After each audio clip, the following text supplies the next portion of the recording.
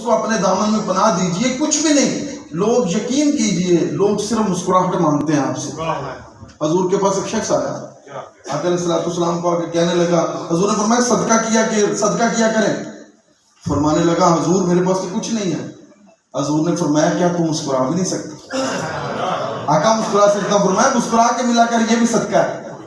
دوستو ہم نے صدقے کا کنسپٹ بدل دیا. ہم نے یعنی کہ میں اب افراد تفریح ہوتی ہے. یہ میرے ابھی ابراہیم احسان صاحب نے کہا نا کہ فقیہ شہر فلاں کہتے ہیں. یہ عامر رضا مجھے روزانہ شکوہ کرتا، سر آپ کے بارے میں فلاں بندہ یہ کہہ رہا ہے، فلاں یہ کہہ رہا ہے. میں ہنستا رہتا ہوں. کہتا سر جی تمہیں ٹینشن نہیں ہوتی؟ میں نے کہا یار کیا ہو جائے گا اگر 2-4 کہہ بھی لیں گے تو فرق کیا پڑ جائے گا؟ 2-4 دوست اگر برا کہہ بھی لیں گے تو فرق کیا پڑے گا؟ کیا میرے سرخاب کے پر لگیں گے اتر جائیں گے؟ یا ان کے کہنے سے ان کی تعریف اور ستائش میں آسمانوں پہ چلا جاؤں گا؟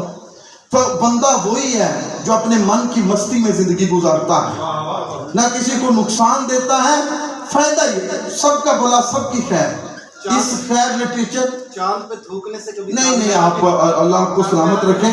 تو عزیز دوستو یہ ایک شعر آپ کی نظر، اچھی آنکھیں پیدا کریں، اچھا دل پیدا کریں. دنیا اچھی لگتی ہے، رب اچھا لگتا ہے، اچھی آنکھوں والوں کو سب اچھا لگتا ہے. دنیا اچھی لگتی ہے، رب اچھا لگتا ہے، اچھی آنکھوں والوں کو سب اچھا لگتا ہے.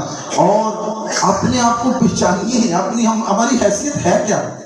وہ میرا تھیسس تھا صوفیہ چشت پہ، تو پیر نصیر کے گربائی پڑھتا ہوں.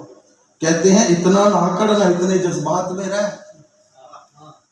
یہ مولوی پنڈت مشنیں لے کے بھاگے پھر رہے سیاستدان دوست، سماج میں ایک افراتفری مچائی ہوئی ہے. حیثیت کیا ہے؟ اتنا نہ اکڑ نہ اتنے جذبات میں رہ، حد سے نہ گزر دائرہ ذات میں رہ.